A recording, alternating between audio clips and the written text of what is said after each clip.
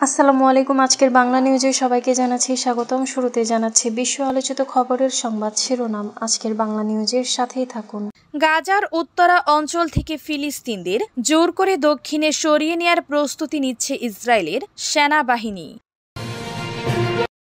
ইউক্রেনের কিছু অংশ দখল করার বিষয়ে রাশিয়ার প্রেসিডেন্ট ভ্লাদিমির পুতিনকে সমর্থন দিচ্ছেন মার্কিন প্রেসিডেন্ট ডোনাল্ড ট্রাম্প। আন্তর্জাতিক সংবাদ সংস্থা এএফপি এ তথ্য জানিয়েছে। ফিলিস্তিনের অবরুদ্ধ গাজার সাংবাদিকদের জন্য বিশ্বের সবচেয়ে বিপজ্জনক স্থান হয়ে উঠছে আল জাজিরার সংবাদদাতা হানি মাহমুদ।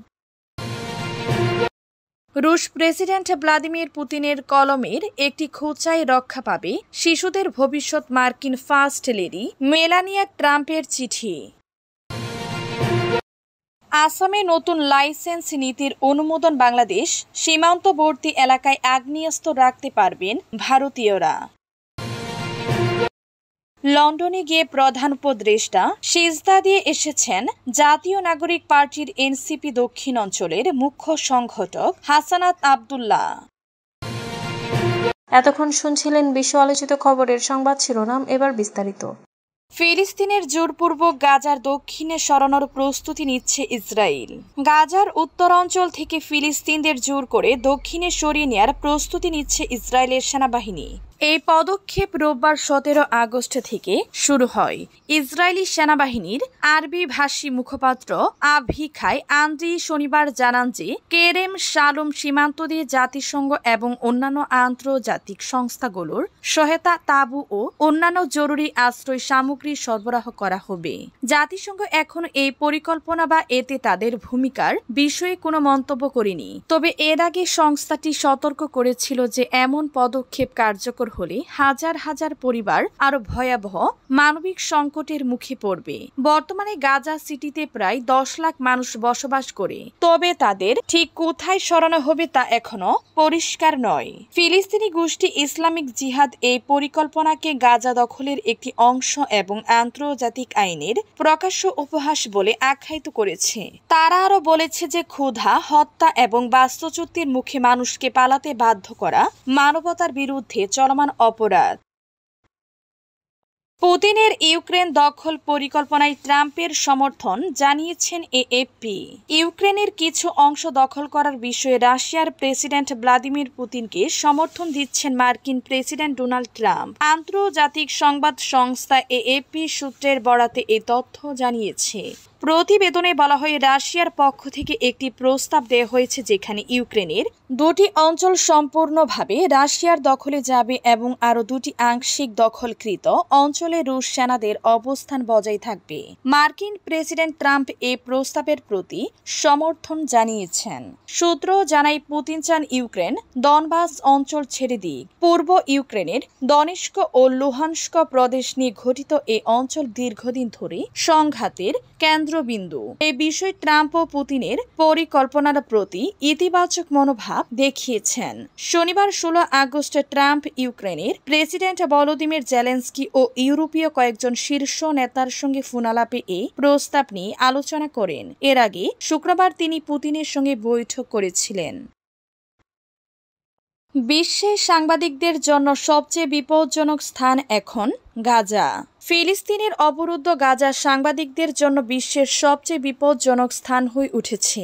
2023 সালের 7 অক্টোবর থেকে ইসরায়েলি আগ্রাসনে গাজার অন্তত 238 জন গণমাধ্যম কর্মী নিহত হয়েছেন, যা প্রথম বিশ্বযুদ্ধ, দ্বিতীয় বিশ্বযুদ্ধ, ভিয়েতনাম যুদ্ধ, আফগানিস্তান যুদ্ধ এবং যুগোস্লাভিয়ার যুদ্ধে সম্মিলিতভাবে নিহত হওয়া মোট সাংবাদিকদের সংখ্যার চেয়ে বেশি। খবর আল জাজিরার।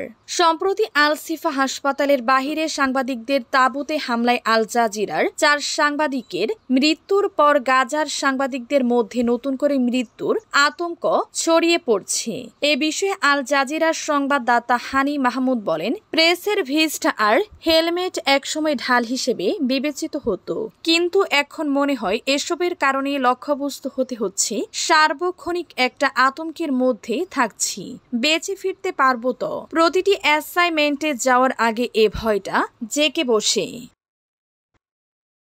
পুতিনের কলমের একটি খোঁচায় রক্ষা পাবে শিশুদের ভবিষ্যৎ, মার্কিন ফার্স্ট লেডির চিঠি।